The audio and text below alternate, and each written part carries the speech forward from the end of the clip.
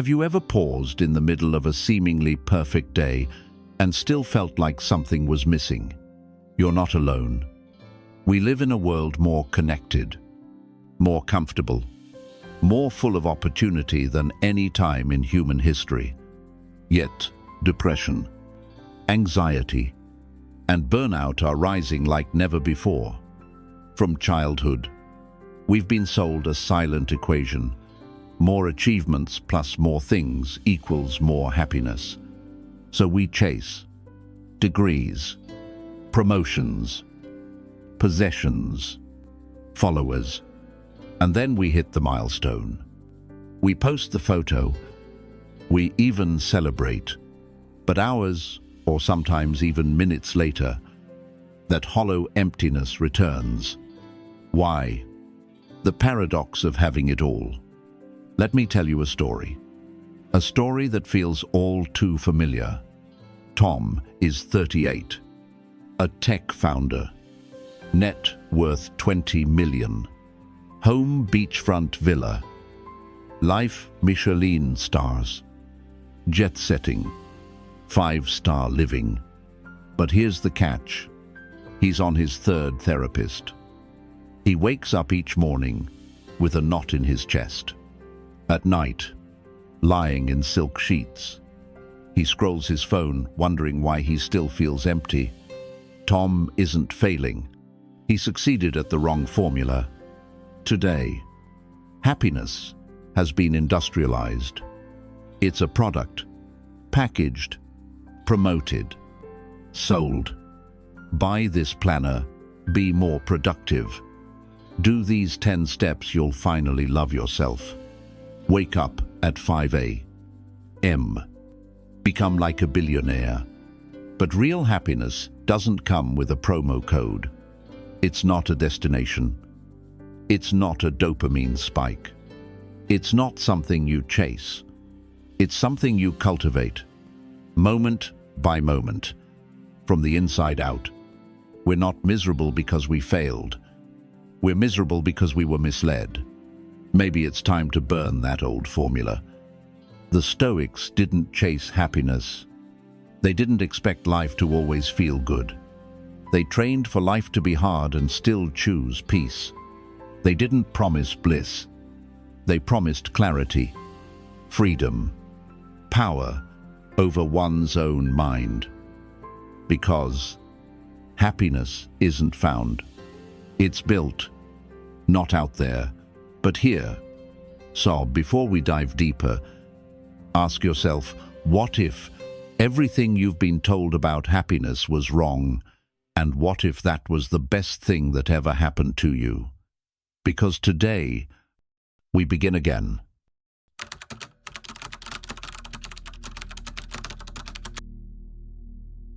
They didn't try to escape pain. They learned to walk through it with clarity, with strength, with peace.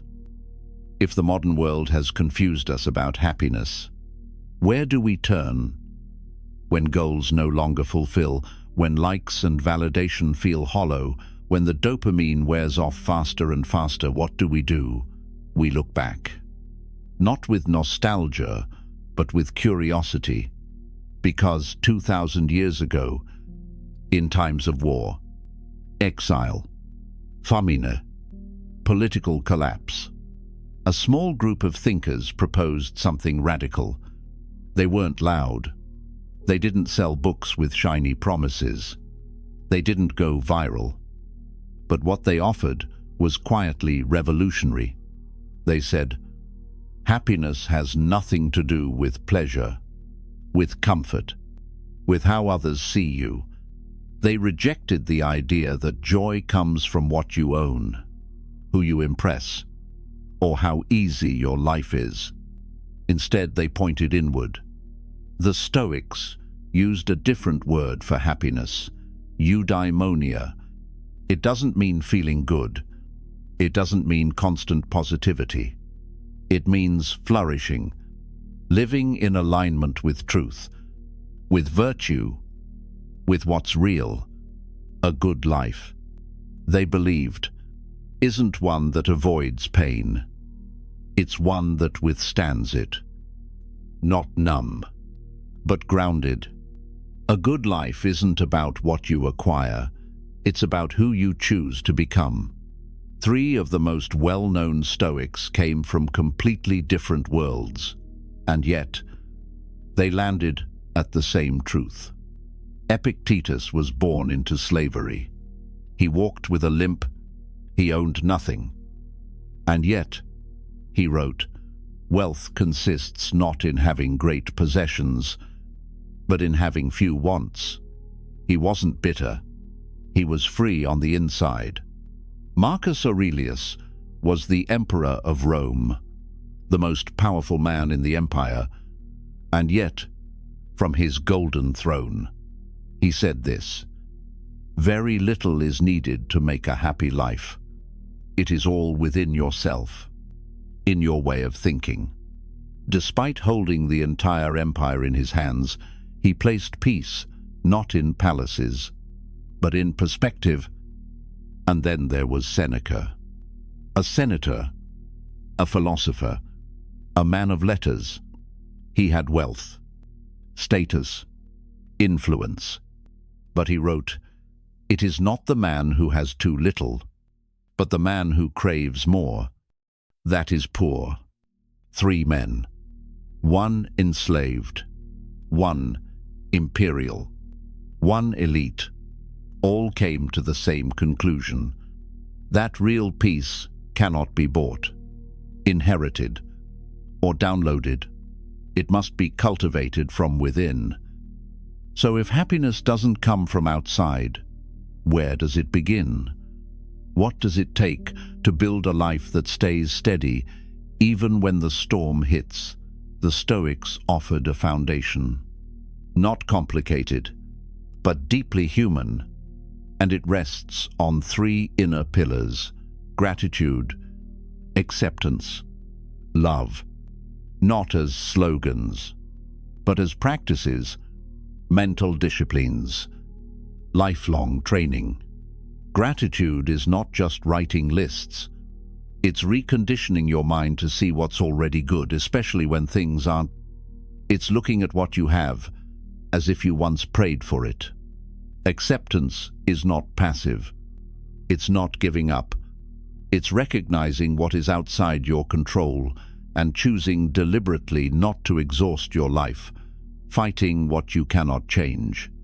It's directing your energy inward toward what can be shaped, your thoughts, your responses, your values.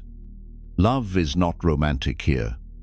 It's the Stoic form of compassion, the refusal to harden, to judge quickly, to assume the worst in others. It is the discipline of understanding instead of condemning, the strength to remain soft in a world that can be cold. These 3, gratitude, acceptance, love, aren't just pleasant ideas. They are armor, not to protect you from life, but to make you more powerful within it. They don't eliminate pain. They prepare you for it.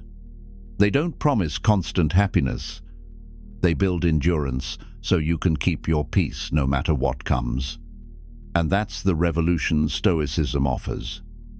Not a method for escaping discomfort, but a mindset for navigating it. Not a map to happiness, but a compass to find your way through anything. It's a shift in the core question of life. From what will make me happy to what kind of person must I become? That one question changes everything. It changes how you wake up, how you spend your hours, how you face pain, how you treat people, how you treat yourself. It's no longer about chasing feeling. It's about building form that holds, even in storms. So if you've been searching for direction, for peace, for meaning that actually lasts, you might not need more answers. You might just need a better question. And the Stoics have given us one that still echoes after 2,000 years. Who are you becoming? And will that version of you be strong enough to hold steady in the chaos and soft enough to live fully in the quiet. That is the blueprint. And it begins right here. We often think of laughter as the aftermath of joy, something that comes after the tension ends. After the bills are paid, the schedule clears, the conflict resolves. We treat it like a luxury, a weekend experience, a side effect of a good life. But what if we've misunderstood laughter all along? What if laughter isn't something you earn after survival, but something you need in order to survive? That's not just a poetic idea. It's biological truth. When you laugh, your brain doesn't just register fun. It deploys chemical reinforcements. Endorphins rush in, easing pain. Dopamine activates, creating motivation. Serotonin balances your mood. At the exact same time, stress hormones, cortisol, and adrenaline plummet. Your fight-or-flight system cools down. Your body shifts from "I'm under threat" to "I'm safe." And sometimes, you don't even plan it. You're in the middle of a disaster, running late, broke, tired, overwhelmed, and someone says something ridiculous. And for one split second, you burst into laughter. That isn't weakness. That's your nervous system resetting itself. Modern neuroscience confirms it. According to the polyvagal theory by Dr. Stephen Porges, your body is constantly scanning the world, not just for danger, but for safety cues. And laughter is one of those primal signals. To laugh is to whisper to your brain, "I'm okay. I'm safe. This is hard, but I'm still here." Your breath slows. Your muscles release. Your thoughts soften. You become mentally flexible again, able to respond instead of react. And this is where Stoicism enters. Silently nodding. Epictetus said, "People are not disturbed by things, but by the view they take of them." He didn't need a neuroscience degree to understand. We always have power over our interpretation. Even in hardship, we can choose how we relate to it. And sometimes, choosing to laugh, not out of denial, but out of perspective, is a Stoic move of mastery. Because to laugh in chaos is to say, "This is absurd, and I see it, but it won't destroy me." It's not performative positivity, it's a strategy. It's emotional jujitsu. You're not avoiding reality, you're shifting how you carry it. And the beautiful part, you don't need a perfect setup. You don't need a stand-up routine or a punchline. All you need is the willingness to see the strange, funny, irrational nature of this human experience. A traffic jam becomes a cosmic joke. A spilled coffee becomes performance art. That awkward conversation comedy, gold if you zoom out far enough. These aren't just distractions. They are training grounds. Because when you learn to laugh within hardship, you build the rarest kind of resilience. The kind that bends, never breaks. So, here's your invitation tonight. Take out a piece of paper. Write down 3 moments in your life where you laughed not after the storm, but in the middle of it. Remember what triggered it. What shifted in your body. What you felt after the laugh. You'll start to see a pattern. Laughter doesn't remove pain. It creates space within it. It softens the sharp edges just enough for you to keep going. And in that space, there's strength.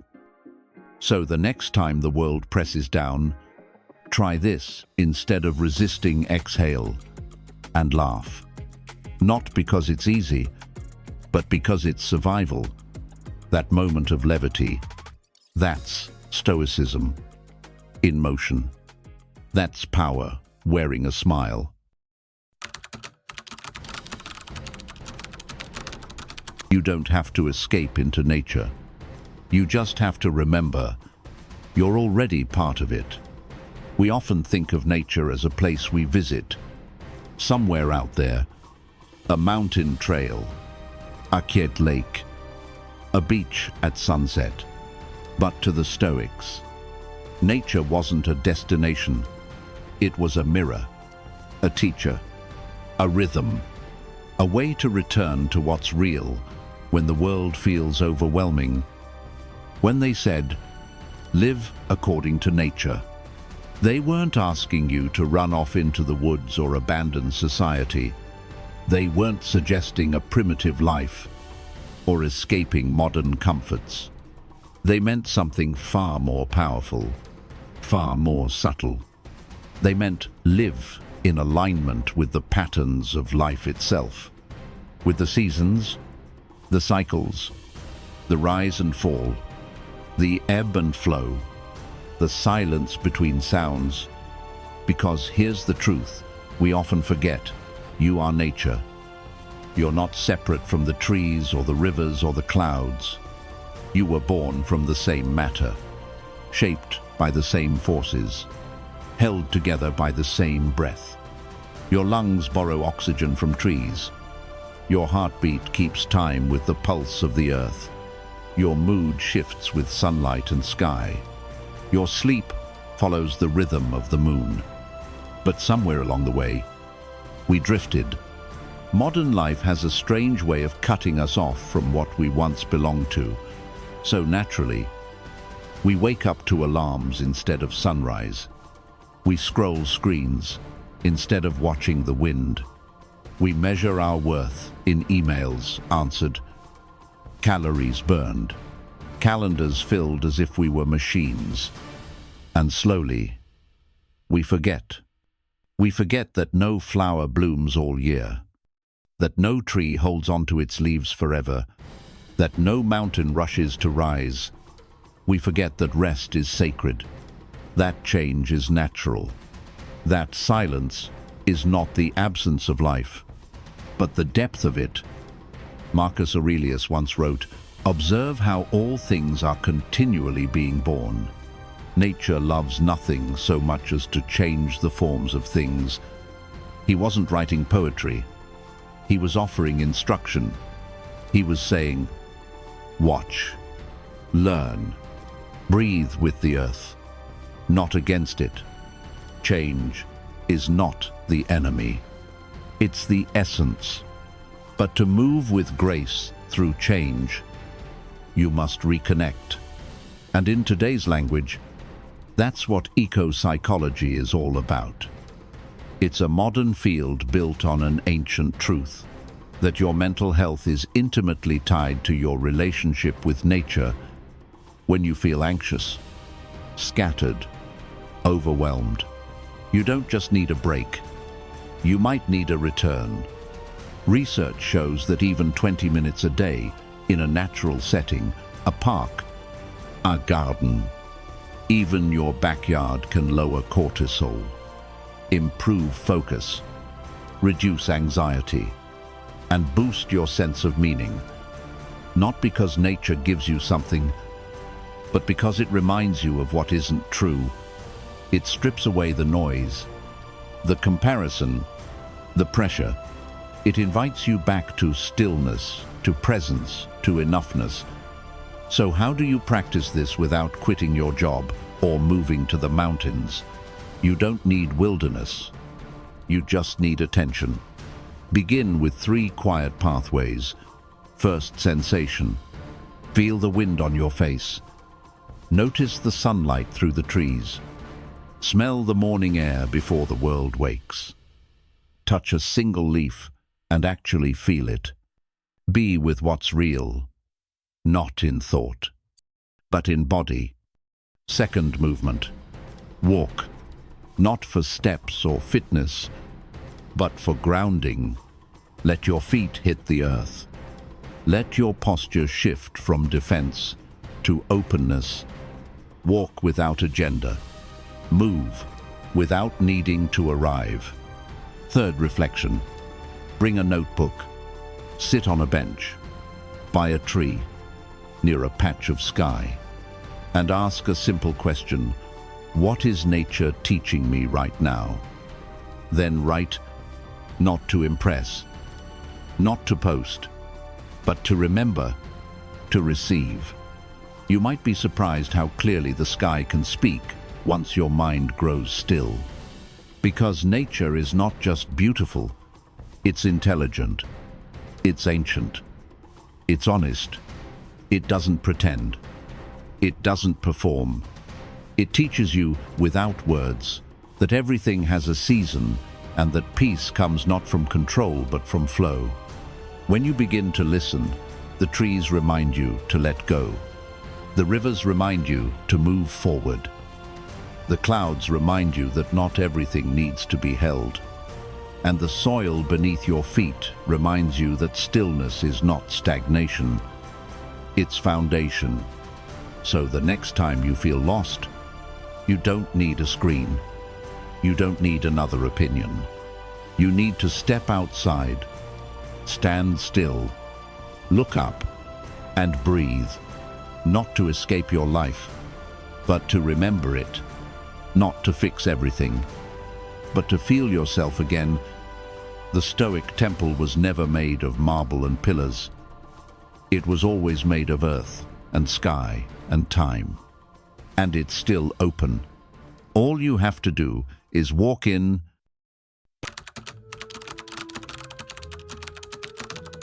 Before the world wakes, give yourself back to yourself. There is a kind of gift that doesn't come wrapped in noise, or accomplishment, or anyone else's expectations. It comes in the first few minutes of the day when the sky is still pale and the world hasn't started calling your name yet. It's quiet. It's soft. It's yours. And yet, so many of us trade it away without even noticing. We wake to alarms that feel like emergencies. We reach for our phones before we even breathe. We scroll through other people's lives before we've remembered our own. And then we wonder why we feel anxious, uncentered, behind. But the Stoics, they approached mornings differently. To them, morning wasn't just the beginning of another workday. It was a reset, a return, a small, sacred checkpoint where you could remember who you are before the world tells you who to be. Marcus Aurelius wrote, "At dawn, when you have trouble getting out of bed, tell yourself, I have to go to work as a human being." He wasn't trying to sound dramatic. He was reminding himself that waking up isn't just about opening your eyes. It's about opening your awareness, choosing to live today on purpose. That's why a quiet morning is not just a luxury. It's a strategy. It's how you set the tone before the noise arrives. It's how you build the kind of internal order that can withstand external chaos. And it doesn't require a 5 a.m. wake up or a 10-step wellness routine. It just asks for presence. You don't need perfection. You don't need to become someone else. You just need 5 minutes to become fully you. So what does that look like? Let it be soft. Let it be slow. Let it be yours. Begin by sitting, not with a goal, not with a script. Just sit and breathe. Feel yourself arrive. Let your shoulders drop. Let your thoughts settle. Like dust in sunlight. You're not here to fix anything yet. You're just here to come home to your own presence. Then ask yourself gently, what kind of person do I want to be today? Not, what do I need to achieve, what do I need to prove, but instead, how do I want to move through this day with kindness, with clarity, with courage, Let that intention rise, not from your calendar, but from your character. Now, write down one promise to yourself. It doesn't have to be big. In fact, it's better if it's small. Something honest, real. Today I will pause before I speak. Today I will breathe before I react. Today I will move slowly, even if the world rushes. This is not a to-do list. It's a soul list. A commitment to stay aligned with the version of you that you actually respect. Then read one line. Just one. From a voice that's wiser than your fear. Marcus, Seneca, Epictetus, or even a line you've written yourself. Let it shape your inner world before the outside world tries to hijack it. This is where you plant a seed. And that seed, if watered with attention, will echo through your entire day. Finally, just sit again. In silence. No effort. No mental checklist. Let the stillness settle over you like morning light. Let it wrap around you like armor, quiet but strong. Because the truth is, peace doesn't always arrive at the end of a long day. Sometimes, it's already waiting in the first 5 minutes before the noise begins. The Stoics understood this, that how you meet the day shapes how the day meets you. And if you can begin with calm, you're more likely to carry it not just through the good moments, but especially through the hard ones. Because stillness doesn't mean nothing happens. It means that when things happen, you are not lost in them. So tomorrow morning, don't race toward the world. Reach inward. Before you pick up your phone, pick up your breath. Before you check what others are doing, check what your soul needs. Before you step into noise, step into clarity. This is your morning, and it doesn't need to be productive to be powerful. Let it be sacred. Let it be slow. Let it be enough.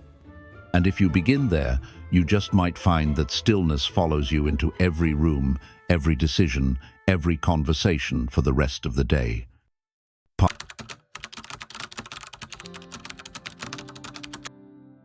Seneca once wrote, "It is not that we have a short time to live, but that we waste a lot of it.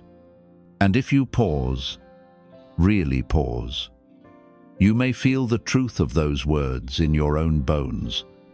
How many days have passed not in a rush, not in chaos, but in a kind of quiet blur?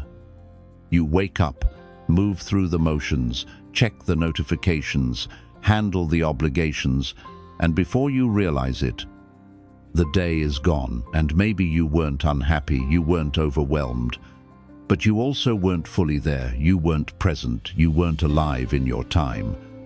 And that is what the Stoics warn us against.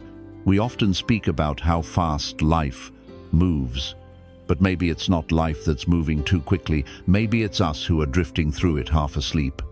Time doesn't disappear, we give it away, little by little, to things that don't nourish us, to habits that don't serve us, to distractions that offer no real meaning.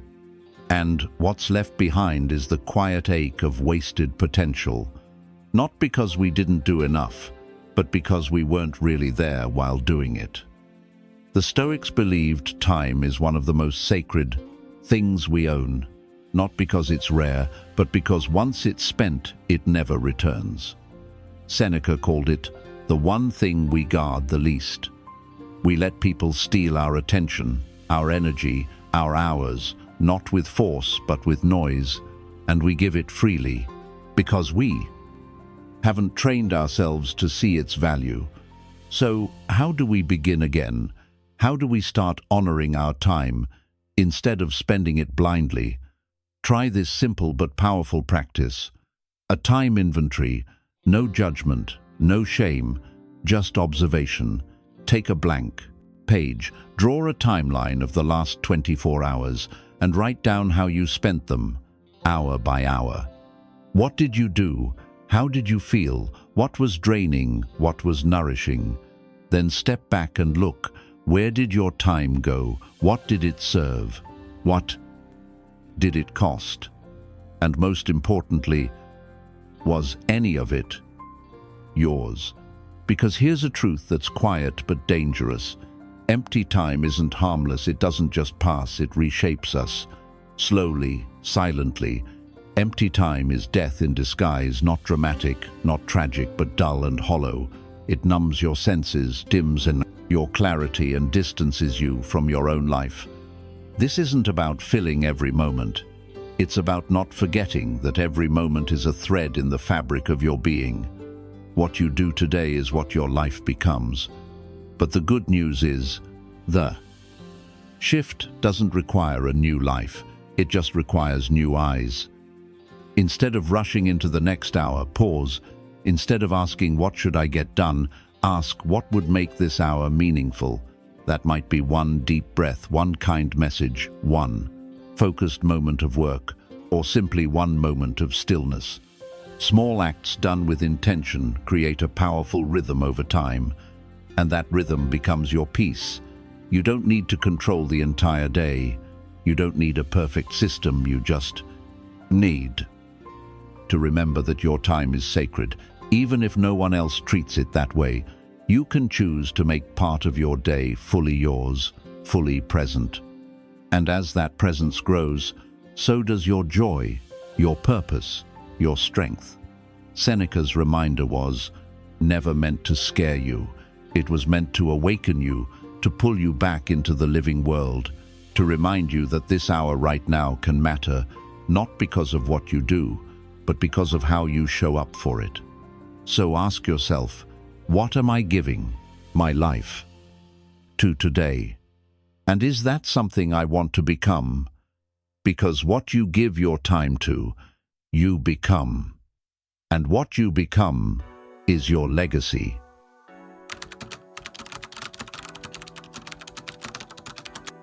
We live in a world that constantly tells you, follow your passion, do what lights you up, live your dream. And on the surface, that sounds beautiful. But there's something missing from that message. It doesn't tell you what to do when it gets hard, when progress slows, when doubt sets in, when the love starts to feel like labor. The truth is, anything you truly love will test you, whether it's your art, your craft, your calling, or even your relationships. Love without challenge isn't love, it's infatuation, and infatuation fades. What stays is commitment. The Stoics understood this better than most. They didn't believe in chasing emotions, they believed in cultivating purpose and standing firm when the storm came. Seneca once said, "It is not because things are difficult that we do not dare. It is because we do not dare that things are difficult." In other words, we often give up too soon, not because the path isn't worth it, but because we were never taught how to stay. So how do you stay? How do you hold on to something you love, even when it stops feeling exciting, even when the results don't come fast, even when no one else seems to care? It starts with one thing: clarity. Not all passion is real. Some passions are borrowed, some are trends, some are things we think we're supposed to love because the world praises them. But real passion comes with responsibility. Real passion changes you, and it demands effort, not attention. If you're not sure, ask yourself, would I still want to do this? Even if no one noticed, even if it took me years, even if I failed a few times along the way. If the answer is yes, that's a sign. This is something worth keeping. And if the answer is unclear, that's okay. You don't have to have it all figured out, but you do need to choose something and give it the chance to shape you. Here's something practical to help you stay anchored. It's called the Deep Commitment Tracker, a simple Stoic tool to help you track depth, not just progress. You pick one area of your life that matters to you: writing, healing, creating, building. And each day you ask just 3 questions. Did I show up today? Did I do the work regardless of how I felt? And did I reflect on what I learned from the process? That's it. No perfection, no outcome obsession, just presence, effort, and reflection. Because doing what you love isn't always about joy. Sometimes it's about staying when things go silent, working without applause, trusting without proof, and showing up when it's no longer convenient. That's where depth begins.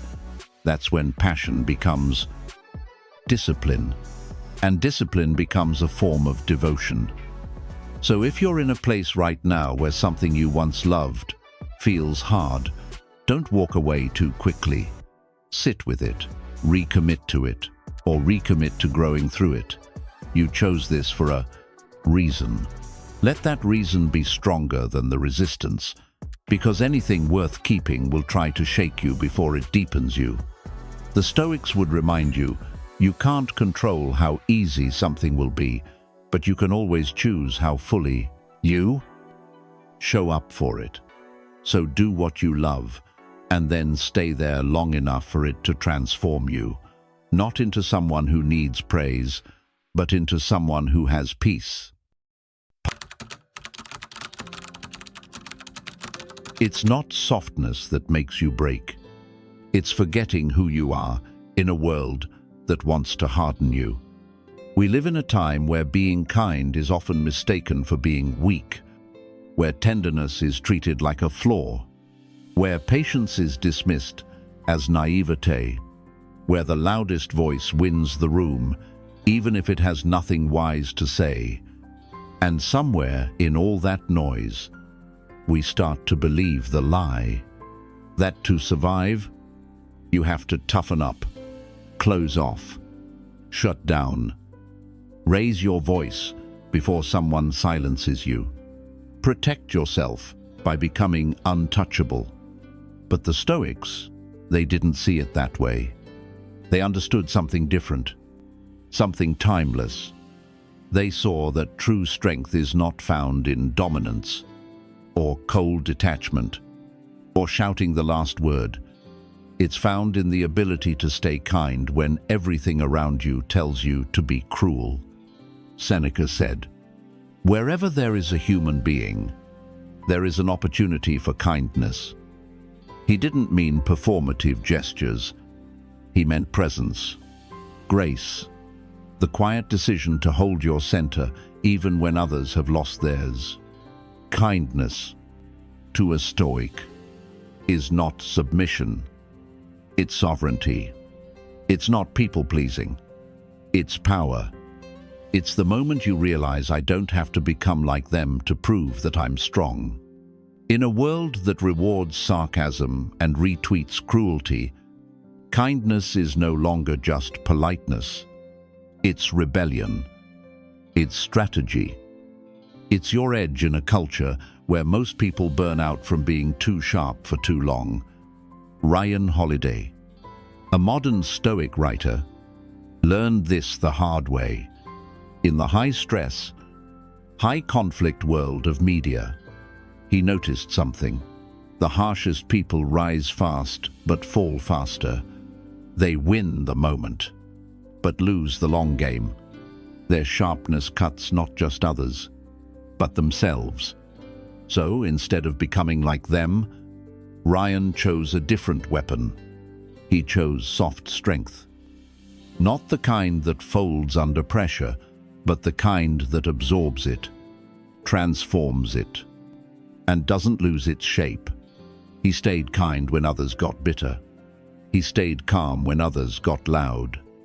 And that steadiness, that refusal to be reactive, is what allowed him to endure. Because consistency, in a world addicted to intensity, is a kind of power most never master. So what does this look like in your life? How do you stay kind without being walked on? How do you remain open without being naive? How do you protect your heart without hardening it? Try this. Not a rule book, not a script, just a quiet shift in posture. First, let your kindness be invisible. Don't announce it. Don't decorate it. Just live it. Be the person who lets others merge in traffic, who answers rudely written emails with grace, who holds the door, not for praise, but because that's who you are. Let your goodness be quiet. Let it be real. Second, look past the behavior. Ask yourself, what pain might this person be carrying?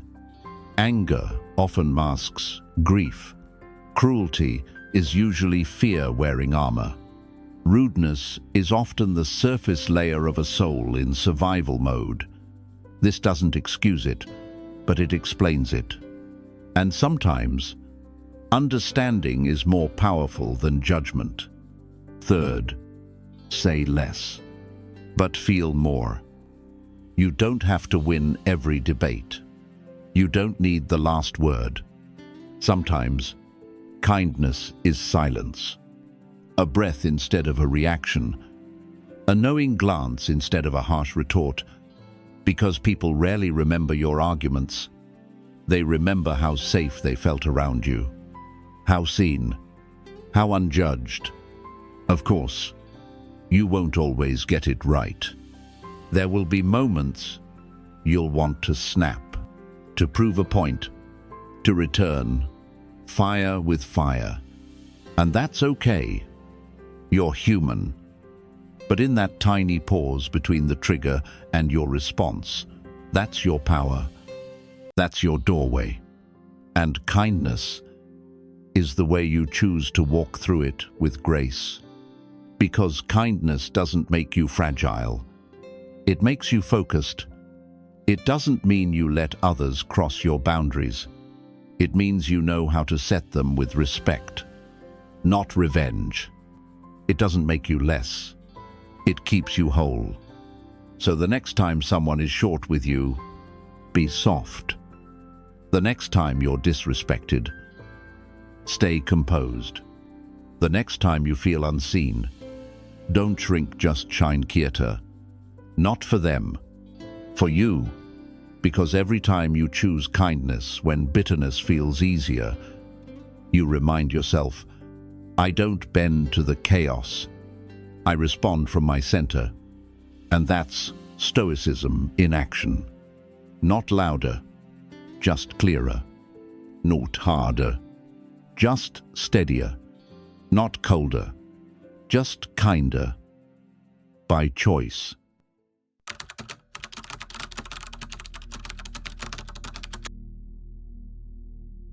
The first step to reclaiming your mind is reclaiming your attention. You just said yes to life, even while trembling, even when doubt whispered louder than courage. And that yes, that single, quiet yes begins to open new doors inside you. But now comes the hard part, staying open. Because even when your heart says yes, your environment can still say no. Not to depth, no to clarity, no to presence. And the loudest voice pulling you back isn't fear this time, it's distraction. We live in a world where every second of stillness is interrupted by a notification, where the moment your soul starts to speak, a screen lights up and steals your attention. It's not just about productivity, it's about power. Because your ability to be present is directly tied to your ability to think for yourself. And what steals your attention steals your freedom. The Stoics warned us about this long before the iPhone existed. They didn't fear technology, they feared mental noise. They believed that inner peace requires inner control. And you cannot control your thoughts if you're constantly being pulled in 1,000 directions. Marcus Aurelius wrote, "You have power over your mind, not outside events. Realize this, and you will find strength." But how can you realize that power if your mind never has a quiet moment. So here's the question. When was the last time you were alone with your own thoughts and didn't reach for a distraction? No music, no scrolling, no news feed, just you and the truth that rises when everything else settles. If that idea makes you uncomfortable, you're not alone. But that discomfort is exactly where the reconnection begins.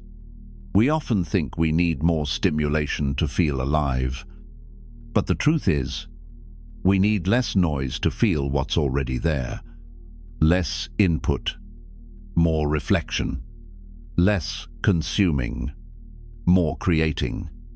Because somewhere inside you is a mind that's starving, not for more information but for clarity. So let's make this simple. You don't have to delete every app. You don't need to disappear into a cabin in the woods. You just need to reclaim 1 hour a day, one sacred hour when your mind belongs to you again. No screens, no interruptions, no distractions. What you do in that hour is up to you. But choose something that wakes you up, not something that numbs you. Here's a Stoic ritual for modern attention. Call it your digital reset. Start with just 3 small practices. 1. The hour of no devices. Choose the first or last hour of your day. Leave your phone in another room. Light a candle. Play soft music. Breathe. Let silence be your friend again. R. The silent library. Once a week, go somewhere that invites reflection. A library, a park, a quiet coffee shop. Bring a journal, or a book that asks more than it answers. Let your mind stretch again. San. Write by hand. Use pen and paper, not because it's old-fashioned, but because it slows you down. Write your thoughts, not to post, not to share, just to hear yourself again. Let your inner voice become louder than the outer world. Because here's what the Stoics knew and what we must remember now. When your attention is scattered, you are vulnerable. But when your attention is anchored, you become unshakable. Not reactive, but reflective. Not numb, but deeply, intentionally alive. So, turn off your phone. Not forever. Just long enough to turn on something deeper. Your focus. Your vision. Your ability to think your own thoughts without the algorithm editing them first. Because in the end, your mind is the only space you truly own. And the more you protect it, the more clearly you'll see what matters, what doesn't, and who you really are beneath the noise.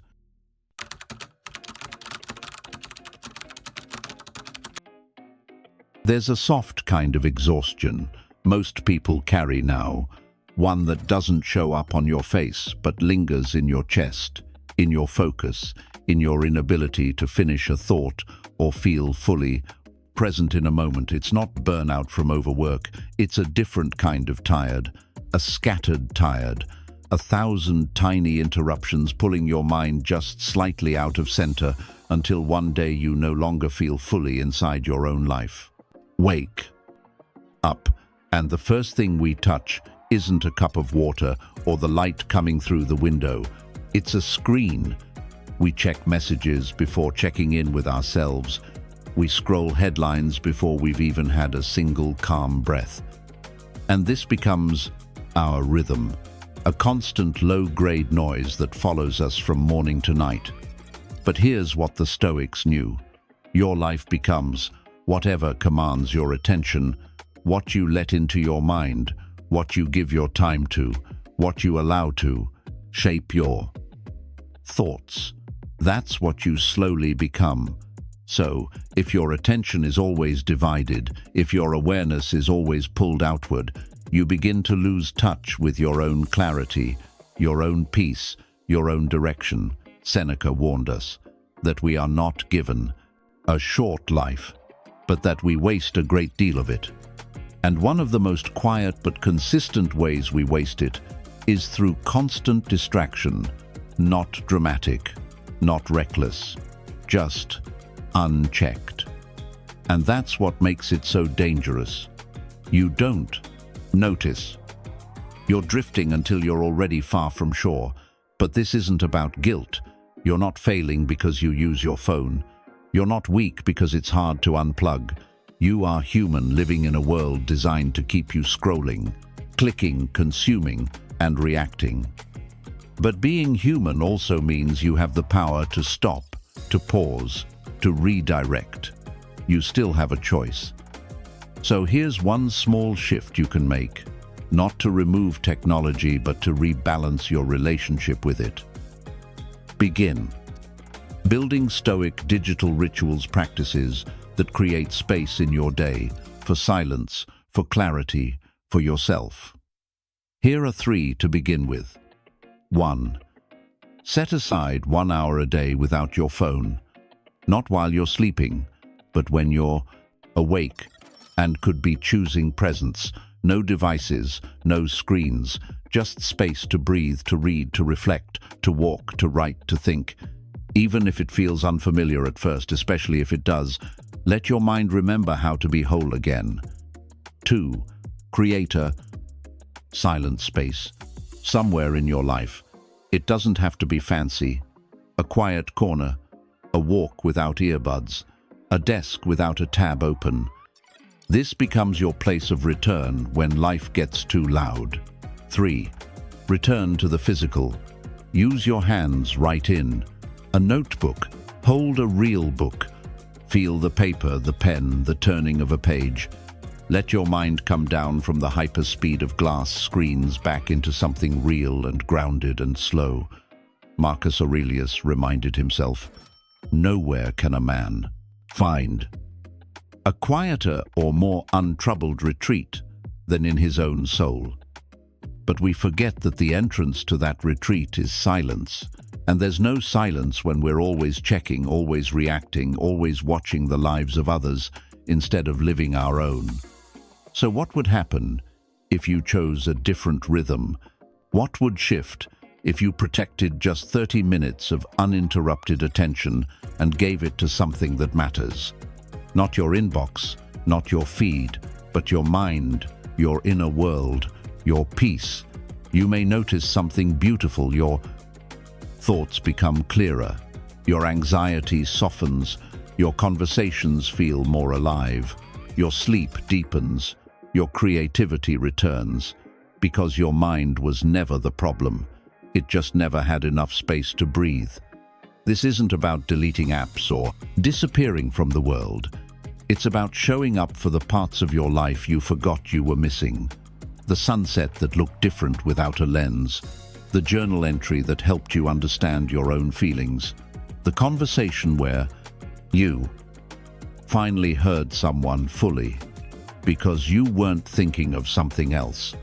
You're not here to keep up with the algorithm. You're here to live.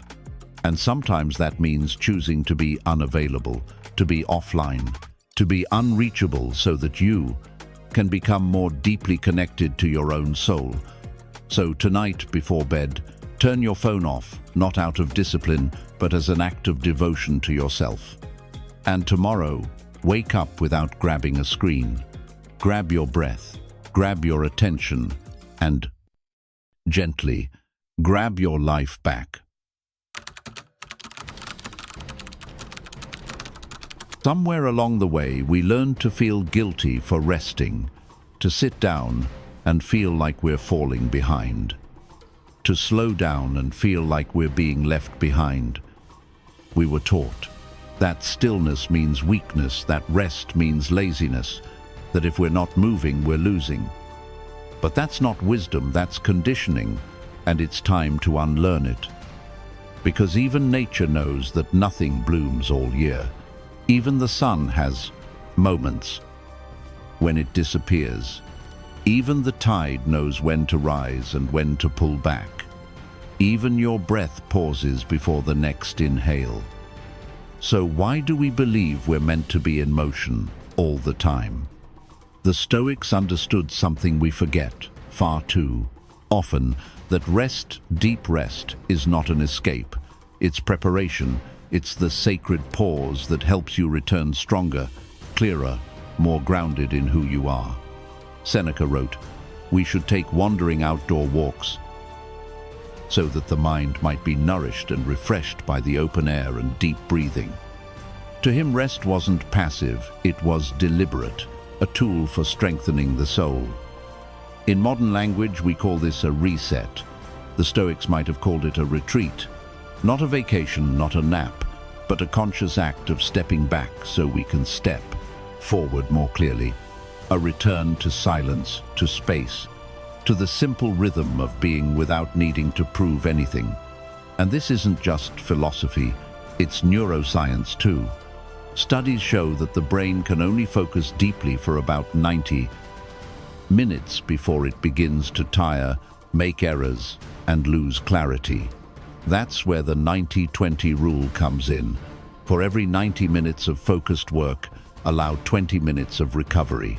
Not scrolling, not multitasking, but genuine pause, move, stretch, step outside, drink water, breathe. Just be. These are not interruptions, they are maintenance, like sharpening the blade before continuing to cut. And beyond daily breaks, we also need longer, deeper moments of disconnection. Rest that doesn't just recharge but reorients. What the Stoics practiced, we can modernize today through something called a monthly reset. One day a month, or even one afternoon, where you intentionally unplug, not to run away but to realign. No noise, no plans, no performance, just a return to what matters most. This could be a nature walk without your phone, a few hours of journaling, sitting with tea and your thoughts, clearing mental clutter, reviewing your values, checking in with your path. That's not indulgence, that's strategy, because burnout doesn't come from doing too much. It comes from doing too much without meaning, without pause, without listening to your inner signals. And rest, when honored, keeps you in touch with those signals. It keeps you human. So let go of the guilt. Let go of the belief that rest makes you fall behind. What if the truth is the opposite? What if the people who rest wisely are the ones who last the longest, grow the deepest, and move the most intentionally? You don't need to earn your rest. You need to honor it. Take breaks not because you're weak, but because you're strong enough to know when to stop and start again with purpose in a world that glorifies burnout. Be someone who chooses clarity instead. Because when rest is part of your rhythm, your life stops being a chase and starts becoming a practice. Strength isn't the absence of others. It's knowing how to stand while still letting others stand beside you. You can be smart. You can be strong. You can be grounded, independent, capable. And still, you were never meant to do this life alone. But there's a quiet myth that floats around today. A modern ideal that whispers, need no one, rely on nothing, be unbothered, don't care too much, detach. And on the surface, that sounds powerful, cold, untouchable, almost stoic. But that's not Stoicism. Not really. Because even the Stoics knew we are built to need each other, not as weakness, but as design. Marcus Aurelius, a Roman emperor, a philosopher, a man who held the weight of an empire on his shoulders, wrote this in his private journals: "Human beings exist for the sake of one another. Teach them then, or bear with them." He didn't say, avoid them. He didn't say, withdraw from them. He said, be with them, guide them. And if you cannot do that, endure them with grace. Why? Because we shape each other, and we are shaped by each other. We're mirrors. We're anchors. We're soft landings in a hard world. Modern science confirms what the Stoics intuited centuries ago. The Harvard study of adult development, an ongoing research project spanning over 80 years, tracked what truly contributes to a good life. The answer: not money, not fame, not even health, on its own. The number one factor that predicted long-term happiness and longevity was simple: strong, meaningful human connection. People who feel emotionally connected live longer, heal faster, cope better with stress. And when adversity hits, they bounce back stronger. Meanwhile, those who are isolated, even if they seem successful, even if they have it all, often experience faster mental decline, weaker immune systems, and deeper emotional distress. The point isn't quantity. You don't need a crowd. You don't need constant company. And you definitely don't need to be the life of every room. You just need something real. One friend who listens, one person who truly sees you, one honest conversation where you can exhale and be human again. Because when life gets heavy, what saves us is rarely a philosophy. It's a voice on the other end of the phone that says, "I'm here. Say what you need to say." The Stoics never rejected relationships.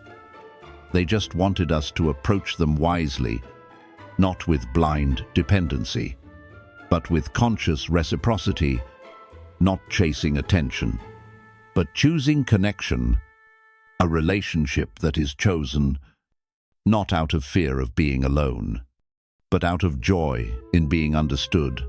That's a source of strength. That's what makes you whole. But here's the honest part. In a busy world, connection is easy to forget. We delay phone calls. We skip the visit. We tell ourselves, "I'll check in soon. I'll call them next weekend. I'll reach out when work slows down." But later becomes never, and someday becomes a regret. So if you truly want to live well, if you want to build a strong mind and a full heart, you have to come back to your relationships. Not just by calling people, but by re-entering them with presence. Try this, a soft weekly ritual. Your relationship reflection journal. Once a week, take 10 quiet minutes. Write honestly. Ask yourself, who did I connect with this week? Did I really listen to them? Or just respond? What moment of kindness did I offer without needing credit? Then go deeper. Who do I miss right now? Who have I avoided out of pride, fear, or busyness? What conversation has been asking to be had, but I keep postponing? This isn't about fixing anything. It's about showing up with more heart, more curiosity, more courage. Because connection doesn't require perfection, just your presence. And here's the truth: the Stoics believed, you don't need people to complete you. But you do need people to reflect you, to sharpen you, to soften you, to remind you of your humanity when you start to forget. They don't save you. They walk beside you while you save yourself. So reach out, not out of guilt, but out of intention. Send the message. Make the call. Say the words now. Don't wait until the timing is perfect. Because the truth is, you don't know how many chances you'll get. And when you're with someone, be with them. Put the phone down. Look in their eyes. Listen, not just to reply, but to understand. That kind of presence is rare. And when you offer it, you don't just heal them, you heal yourself. Because at the end of your life, you won't measure success by how much you achieved. You'll measure it by how deeply you loved and how well you were known. So, pause the hustle. Step back from the noise. And remember, people don't weaken your strength. They reveal it. They remind you who you are. People make us whole.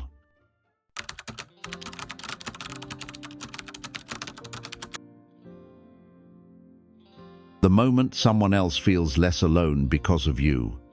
There are moments in life when the pain feels too big to carry. Not because you're weak, but because you're human.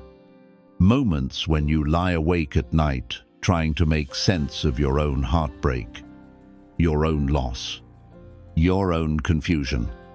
You go inward, you reflect, you journal, you try to fix what feels broken, and sometimes that's exactly what you need. But other times, the more you look inside, the more lost you feel. The mind spirals, the heart tightens, and healing begins to feel like another item on your to-do list that you just can't finish. In those seasons, the Stoics offered a gentle alternative. Instead of turning inward again, turn outward, not to escape yourself, but to remember that you are not alone, that someone else is hurting too, and that you have something, however small, to offer. Helping others isn't just kindness. It's medicine.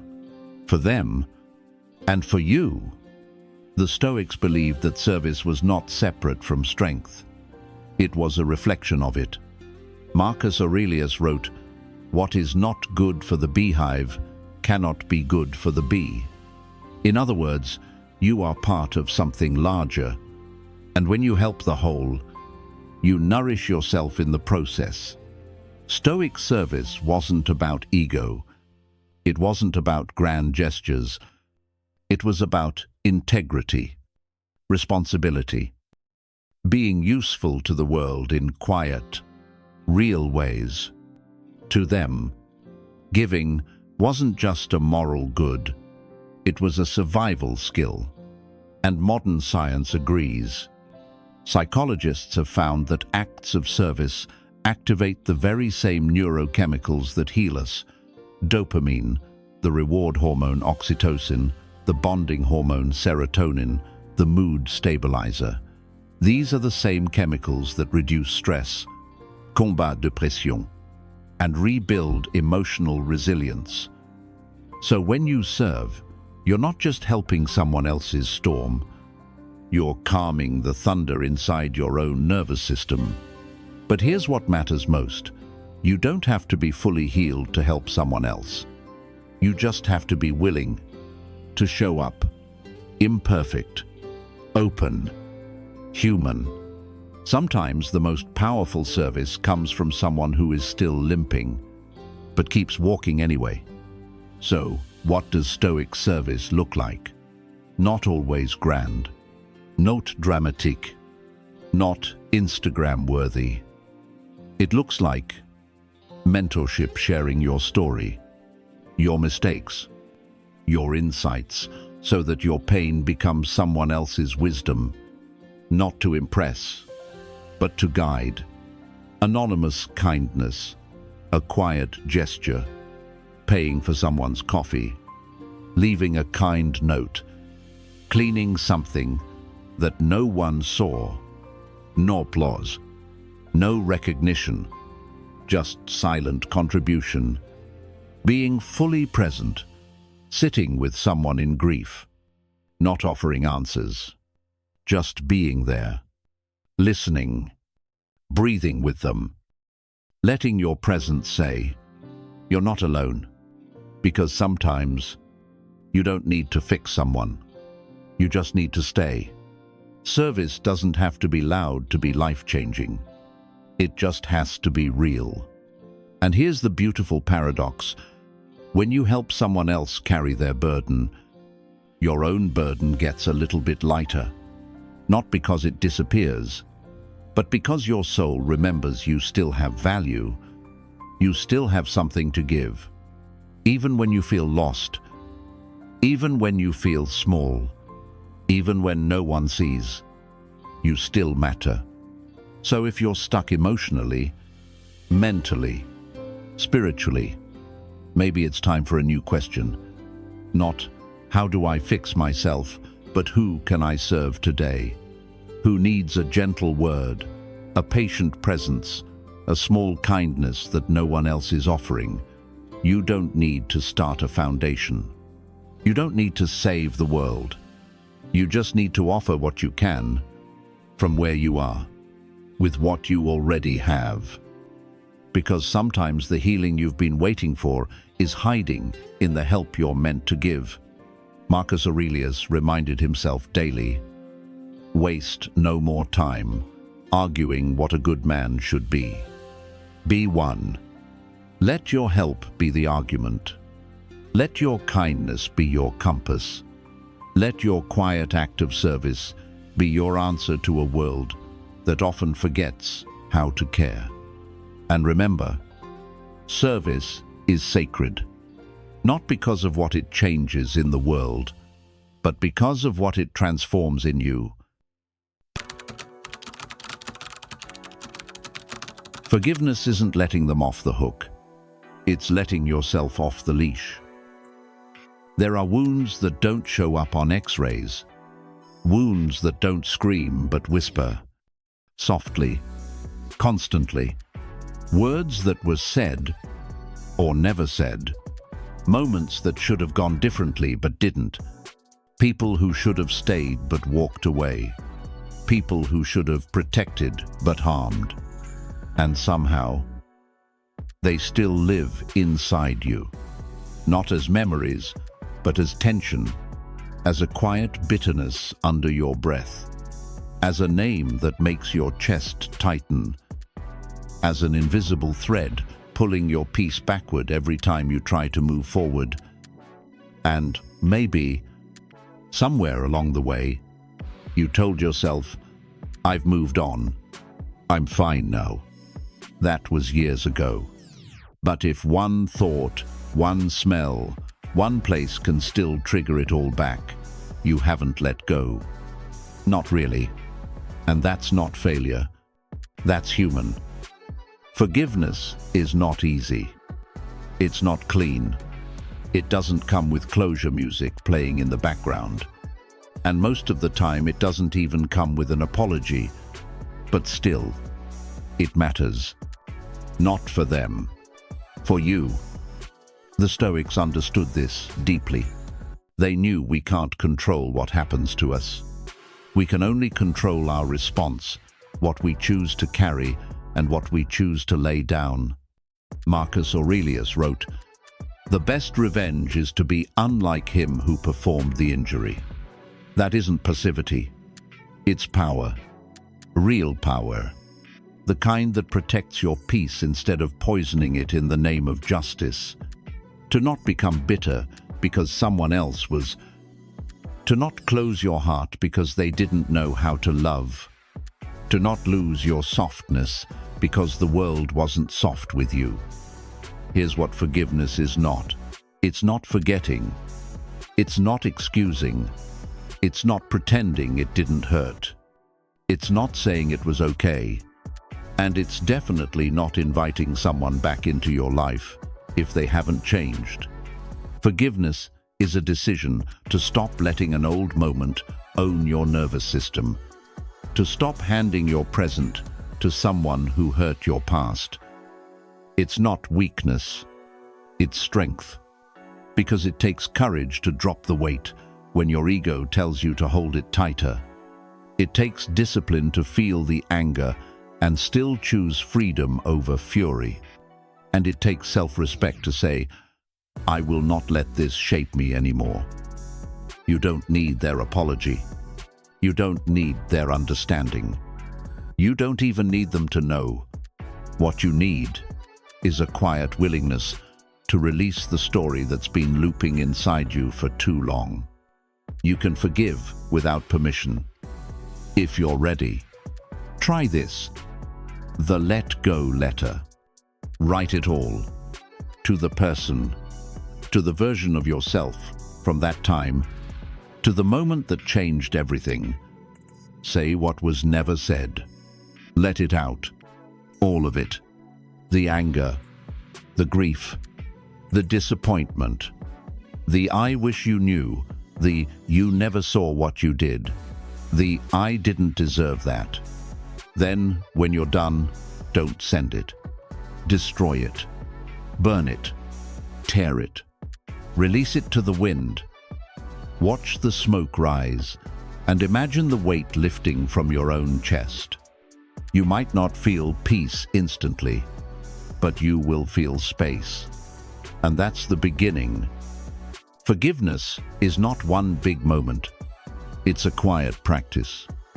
You choose it again and again.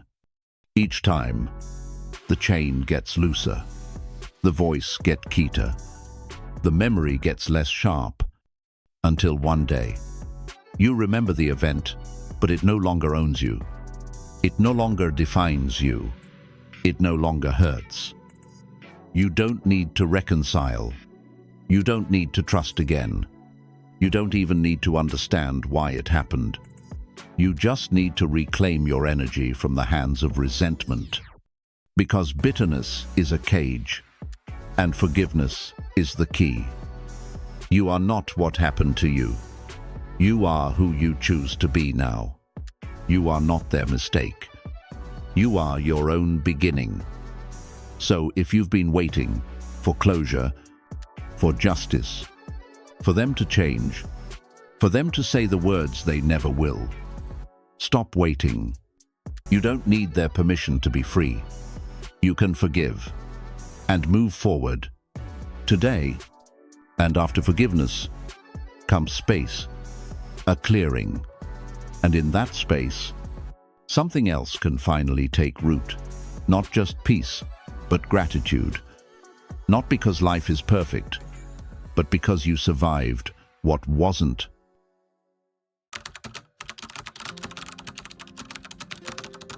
Peace doesn't always come from solving problems. Sometimes it comes from remembering what's already good. After forgiveness, after letting go of what hurt, there's a space, a clearing. And in that space, something sacred can grow. Gratitude. But in the modern world, gratitude almost feels too small, too soft, too still.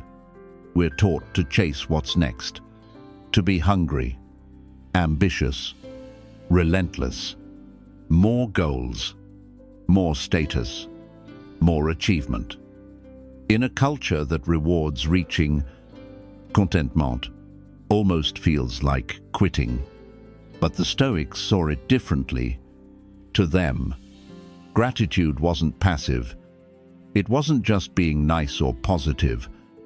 It was discipline, mental resistance training, a shield against despair. Marcus Aurelius, an emperor who carried the weight of Rome, still wrote in his private journal every morning and night about what he was thankful for. Don't forget to see the blessings in front of you, he reminded himself, not because he had an easy life, but because he knew the mind focuses on what it trains to see, and what you focus on grows. Train your mind to see lack, and you'll always feel poor. Even with abundance, train your mind to see enough, and you'll feel wealthy.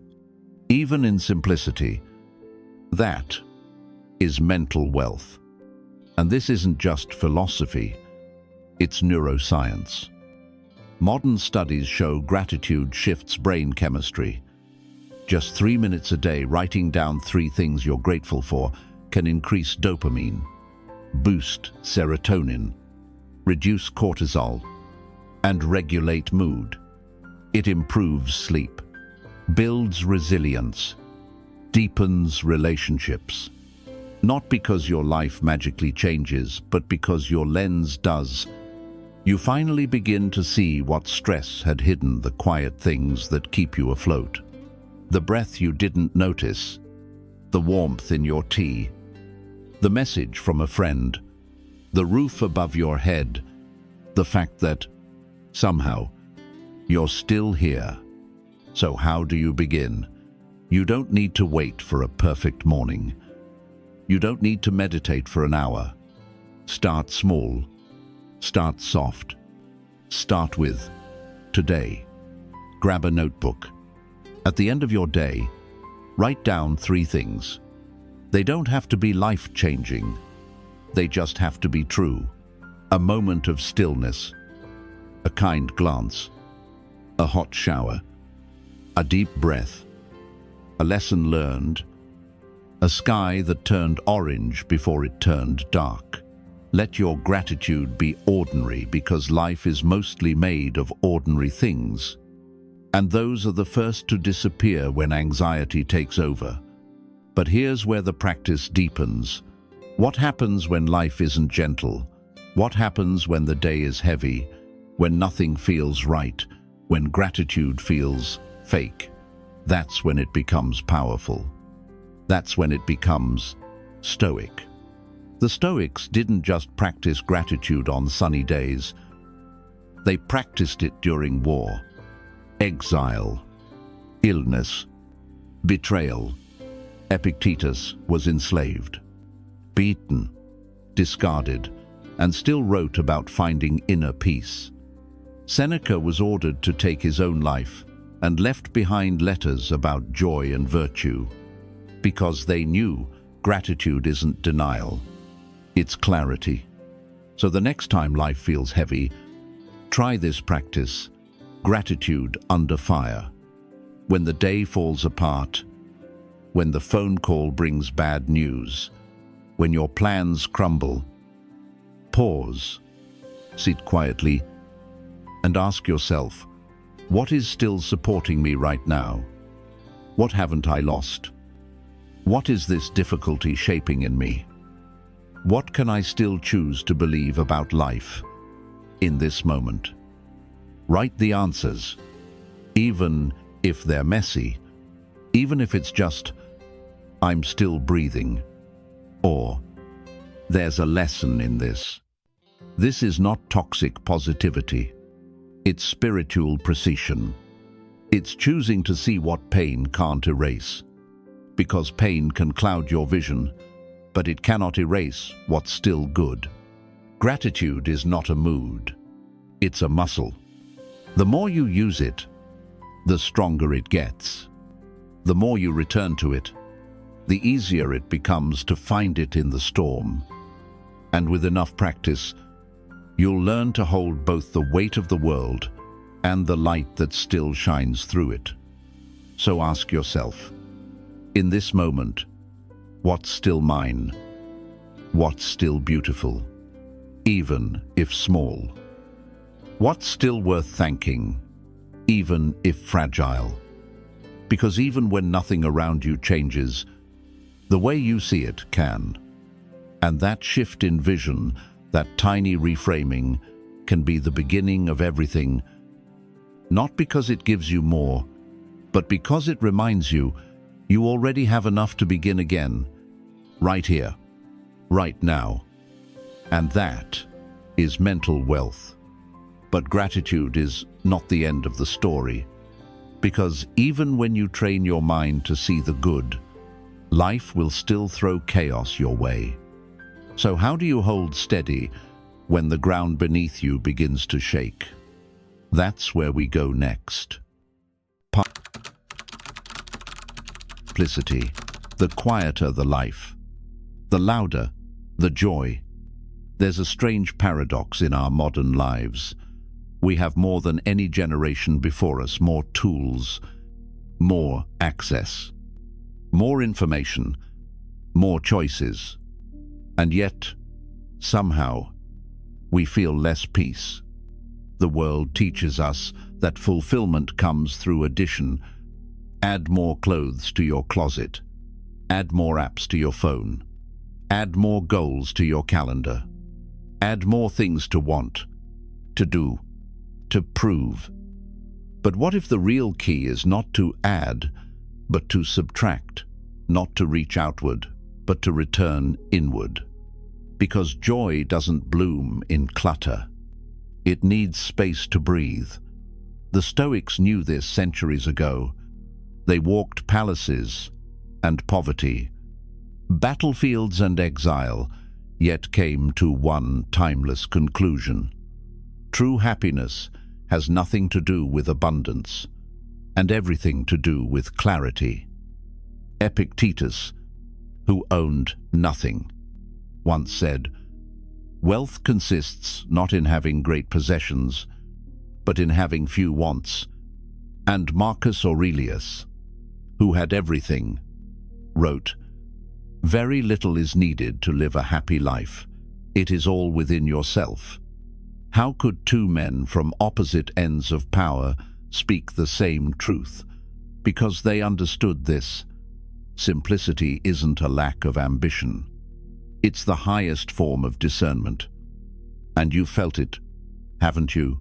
That deep exhale after you clean your space. The serenity of a slow morning. The pleasure of doing one thing at a time. No distractions, no pressure, just presence. It's the sound of water boiling, the feel of fresh sheets, the golden light before sunset, the deep calm after saying no to something that didn't serve you. It's not loud. It's not flashy, but it's real. And it's always been here, just buried under too much. Everything. Here's the truth most people miss. You don't need more to be more. You need less noise so you can finally hear your own thoughts. You need fewer distractions so you can finally notice what makes you feel alive. You need less doing so you can remember how to simply be.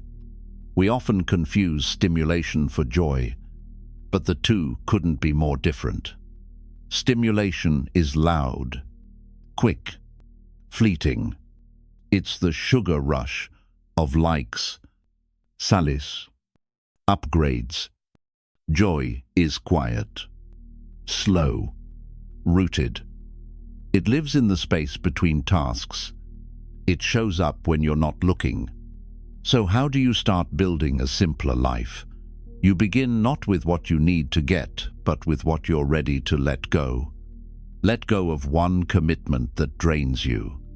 Let go of one object you keep out of guilt. Let go of one app you open on autopilot. Let go of one belief that says, "I'm only valuable when I'm busy." Try a 10-day simplicity challenge. Each day, remove one layer of clutter, physical, digital, or emotional, and in return, give yourself one act of restoration, a slow walk with no destination, a meal without multitasking, a night without screens, a morning with silence before speech, a moment with no input, just breath. Let simplicity become a rhythm, not a rule. And alongside it, build your little joys list, not the impressive things, not the Instagram-worthy moments, but the small, personal things that ground you. A handwritten note, rain on windows, the first sip of coffee, the smell of pages in an old book, music that wraps around you like a blanket, your favorite hoodie, the stillness of late night, the laughter of someone who truly sees you. Write them down. 15, 20, 50 of them. Visit that list when life feels overwhelming, not to escape, but to remember, because joy isn't something you have to chase. Often, it just needs to be noticed. But let's go deeper. What happens when life is messy, when simplicity feels impossible, when your mind is loud and nothing feels easy? That's when the Stoic simplicity becomes most powerful. not as a trend, but as a practice of inner survival. Even in chaos, you can subtract noise. Even in stress, you can anchor to breath. Even in grief, you can notice light through leaves. Even in pressure, you can remember what you do not need. Simplicity doesn't mean the absence of pain. It means the presence of clarity, even when things hurt. Gratitude meets simplicity here. 2. Because the less you need, the more you recognize what you already have. And when your list of wants shrinks, your list of thanks grows. You stop needing the next thing. You start treasuring the now thing. And suddenly, life becomes enough again. So if your days feel crowded, not just in schedule but in spirit, you don't need to escape your life. You just need to clear a path back to it. Simplicity is not subtraction for the sake of less. It's subtraction in pursuit of meaning. When you let go of what doesn't matter, you make space for what always has. And in that space, you'll find your calm. You'll find your clarity. You'll find your joy not because it finally arrived, but because it finally had room to speak. Peace doesn't come from having more. It comes from remembering what's already yours. There's a moment you've likely lived before. You're fine. Actually better than fine. You're sipping your coffee. The morning light is soft. Your chest feels still. You feel grateful, grounded, at peace. And then you open your phone. You weren't looking for anything, but something found you.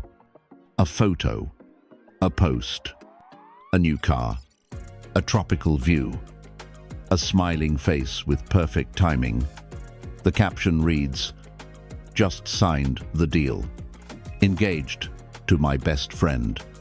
Living the dream." And, without warning, your own life feels smaller. Nothing actually changed.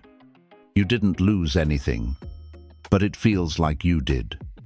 A quiet voice stirs in your chest. You're behind. You should have more by now. Everyone's passing you. Why not you? That voice has a name. Not jealousy, not hate, but something far more subtle, far more familiar. Envy. It doesn't knock down the door. It slides in through the cracks. Not loud, just persistent. Not cruel, just corrosive. And what's most dangerous is how believable it sounds. The Stoics faced envy too. They didn't pretend to be immune. They just refused to be ruled by it. Marcus Aurelius, writing to himself, not his empire, penned this: "Look at everything you have, and imagine how deeply you would long for it, if it were not already yours." That's not just philosophy. That's perspective rehab. Because the truth is, you're not actually hurt by someone else having more. You're hurt when you forget how much you already have. There was a time not long ago when your current life would have made you cry with gratitude. Think back. The job you prayed for, the relationship you once begged the universe to send, the peace you never thought you'd feel again, the strength you rebuilt in silence. You have what your former self would have called a miracle. But envy doesn't care about your journey. It only points to someone else's finish line and says, "You're behind." Envy leaves. It says, "Success is scarce." That someone else's joy means less for you. That life is a competition you're secretly losing. But your life is not a race. It's a rhythm. And your timeline is yours alone. So what do we do when envy creeps in? We don't shame it. We notice it. We breathe through it. And then we return. We return to what is already enough. We remind our minds what our hearts have known all along. Try this. Take a blank page. At the top, write this simple prompt: I don't need more of. Now finish the sentence. 5 times. 10 times. Go slowly. Go honestly. I don't need more followers to feel worthy. I don't need more validation to stay on my path. I don't need more noise. I need stillness. I don't need more control. I need surrender. I don't need someone else's dream to love my life. This is your limit list. It's not a rejection of growth. It's a return to alignment. A reminder that your joy was never about quantity, but clarity. Keep this list somewhere visible. Visit it when comparison strikes, when scrolling starts to sting, when your mind forgets, and in that moment, say gently, I don't want their life. I want my life seen clearly. I don't want more. I want presence. I don't want faster. I want peace, because someone else's light does not cast a shadow over yours. Their win is not your loss. Their timing is not your delay. Their highlight reel is not your story. You are not behind. You are not missing it. You are not less than. You are simply remembering again that you've always had enough, that you are enough, and that nothing another person achieves can take that away from you. So next time envy knocks, don't open the door. Open your eyes. Look around. Look inward at the breath in your lungs, the people who love you, the growth you fought for, the peace you earned the hard way. And then say quietly, like a sacred truth, this is plenty.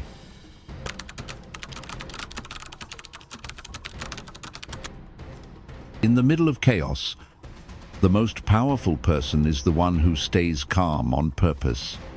Some storms don't give you a warning. They just arrive. The message you didn't expect. The plan that suddenly falls apart. The phone call that changes everything. The moment you realize nothing is going the way you thought. And in that split second, your heart races, your mind spirals, your body tightens, and instinct kicks in. Fight, flee, freeze. We've all been there. Moments when logic disappears and emotion takes the wheel. We say things we didn't mean. We react too fast. We make a choice from fear, not wisdom. And when it's over, we look back and ask, why did I lose myself in that moment? The Stoics prepared for these exact situations, not with control, but with clarity. They knew chaos would come. It's not a matter of if, it's when. So they trained for it, the same way a warrior trains for battle in silence, in stillness, in the mind. And they discovered something powerful. You don't need to stop the chaos, you just need to stop letting it control your response. There's a gap between stimulus and response, a space so small we often miss it. But that space is your power. That's where your freedom lives. The Stoics called it the pause. And inside that pause, you get to decide what kind of person you want to be in that exact moment. Marcus Aurelius, Emperor of Rome, faced war, betrayal, political crisis, death in his own family. Yet he wrote, "You have power over your mind, not outside events. Realize this, and you will find strength." That line isn't just poetic, it's tactical. Because in the middle of chaos, you don't rise to the noise, you drop into your calm. Here's how you do it in real time, when it matters most, when emotions spike, when your chest tightens, when someone disrespects you, when the unexpected happens. Stop, breathe, ask 3 simple questions. 1. What do I control right now? Not what went wrong, not what they said, not what feels unfair.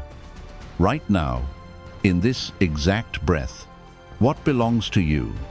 Your voice, your body, your thoughts, your next move, your tone, your presence. That is your foundation. Anchor yourself there. 2. Am I reacting or responding? There's a big difference. Reaction is reflex. It's what the ego wants. It's fast, loud, defensive, emotional. Response is chosen. It's what the higher version of you would do. It's slower, quieter, wiser. Even a 5-second pause can change everything. It can save your dignity, preserve a relationship, protect your peace. 3. Who do I want to be in this moment? Not what do I want to prove, not what will make me look strong, but who do I choose to become right here? In this tension, this is the identity level shift. Because in crisis, you reveal your core, you don't perform your values. You become them. You become calm or chaos, compassion or control, wisdom or reaction. The choice is always there, hidden in the pause. This practice isn't glamorous. It's internal. It's invisible. No one sees you pause. No one claps when you breathe instead of snap. But you know, and your nervous system knows, and that's enough. Over time, you begin to change.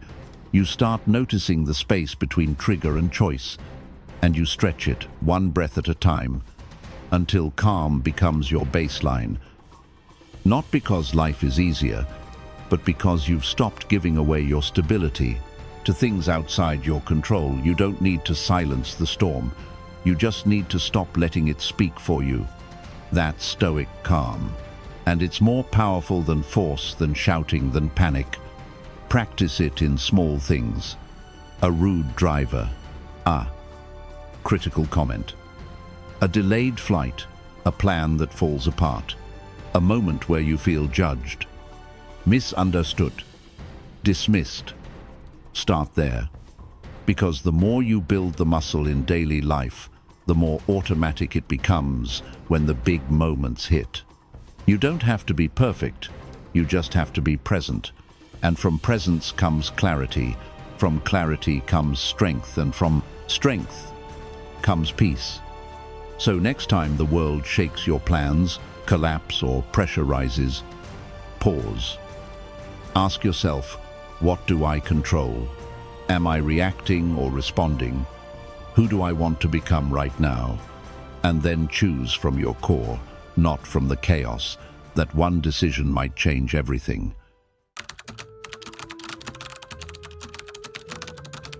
Most people are not truly living. They're just waiting. Waiting for the right time, the right relationship, the right version of themselves. And while they wait, life happens without them. You see it everywhere. People walking through the day with eyes glazed over, staring into screens, thinking about tomorrow, next week, next year. It's almost as if we've all signed an invisible contract. I'll start living when life gets easier. But the Stoics would call this a trap, a dangereuse illusion. Because life isn't something that begins once all the pieces fall into place. It's something that's happening now in the mess, in the uncertainty, in the ordinary. Marcus Aurelius once said, "Confine yourself to the present." Why? Because that's where your power is. That's where life actually exists. Not in the imagined future, not in the replayed past, but in this exact breath. this exact heartbeat. Let me ask you something. How many days have you let pass by in a blur because you were too busy to notice them? Too busy chasing a future self, too distracted to realize that the present is the only version of life that's real. We tell ourselves we're working toward happiness. But what if we're actually running from it? What if the constant pursuit is just a way to avoid sitting with the now? The Stoics had a term, memento mori, remember you must die. It's not morbid. It's liberating. Because once you truly grasp that this life is finite, you stop wasting it on things that don't matter. You stop chasing people who don't see you. You stop obsessing over outcomes you can't control. You stop living for the applause and start living from alignment. Here's a practice that changed my life. Every morning, before the world wakes up, I ask myself, if today were my final day, how would I treat it? Not with panic, but with purpose. Would I be kind? Would I be present when I speak? Would I create or just consume? Would I call someone I love or scroll past? The moment living this way doesn't make life heavier. It makes it lighter. Because the weight of regret is always heavier than the weight of presence. And if you need proof of this idea, look at people who've come close to death. Survivors of illness, war, accidents. They'll tell you, everything gets clearer when you realize how fragile life is. You begin to feel the warmth of sunlight on your skin. You savor the taste of your morning coffee. You listen to someone's voice like it matters, because it does. The tragedy isn't dying. The tragedy is being given this one precious, wild, incredible chance at life, and sleepwalking through it. So stop waiting to live. Stop making joy conditional. Your life doesn't begin when you fix everything. It begins when you choose to be awake, to be grateful, to be fully here. Because this moment, right now, it's not a rehearsal. It's the real thing. And as we move into the final part of this journey, we'll bring everything together. The mindsets, the practices, the truths, into a final Stoic blueprint for happiness that actually lasts. Not someday, but starting today.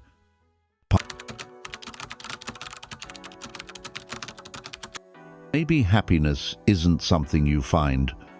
Maybe it's something you remember and practice. There's a silence that only arrives at the end of something meaningful. Not the silence of absence, but the kind that feels full, like something finally settled inside you. A truth that stopped running and simply sat down beside you. Maybe that's what you're feeling now. Because for the last 2 hours, we haven't been chasing happiness. We've been revealing it. Not in some distant goal, not in the next success, but in the quiet places we forget to look. We remembered that real joy isn't loud. It doesn't perform. It doesn't beg to be noticed. It lives in how you breathe before the chaos, in how you look someone in the eyes and mean it, in how you carry yourself when no one's watching. We uncovered something ancient, something the Stoics whispered across centuries, that happiness is not the absence of pain or the constant presence of pleasure. It's the decision to live by principles when life gives you none of the outcomes you wanted. That's the blueprint. It's not glamorous. It's not viral. But it's unshakable because it's built on what you can control. Your perception, your presence, your purpose. We didn't just talk about theory. We traveled through it. We laughed because laughter softens the nervous system and lets survival feel like joy. We paused because silence isn't a void, but a container for clarity. We walked through nature not to escape life, but to sink back with it. We journaled. We forgave. We said yes, even when we were afraid. We remembered that enough isn't a finish line, it's a perspective. And as the noise of the world kept shouting, we practiced turning inward, and we heard something softer, something truer, a voice that said, "You don't have to do more. You just have to come back. Back to breath, back to stillness, back to your values, back to what matters." So now comes the real part, the sacred part, the part no video, no script, no voiceover can do for you. You choose just one thing, one shift. Not tomorrow, now. Maybe you speak to yourself with a little more patience. Maybe you take a slow walk without your phone. Maybe you open a journal and ask, "What do I already have?" Maybe you sit still before the rush begins. Maybe you let go of a resentment that's weighed you down for years. Maybe you text someone 3 words, "I'm still here." You don't need to do all of it, but you do need to do something real. Something that makes today feel a little more lived. Because happiness is not a destination, it's a rhythm, a return, a refusal to let the world rush you out of your own life. So here's what I ask of you. Don't let this be just another inspiring video you scroll past. Let it be a turning point. Like, share, follow. Not because I need it, but because you do, to leave a breadcrumb trail for your future self, for the days when you forget again what you now remember. Let those clicks be a declaration. This matters. This way of living, this version of you, it's not temporary. It's not a phase. It's who you've been becoming all along. So live with intention, love with presence, walk through the storm without flinching, and never again wait for permission to feel whole. This isn't a trend. It's a return. You're not late. You're not lost. You're right on time. And this blueprint, it's already yours. You just had to remember. And now you do.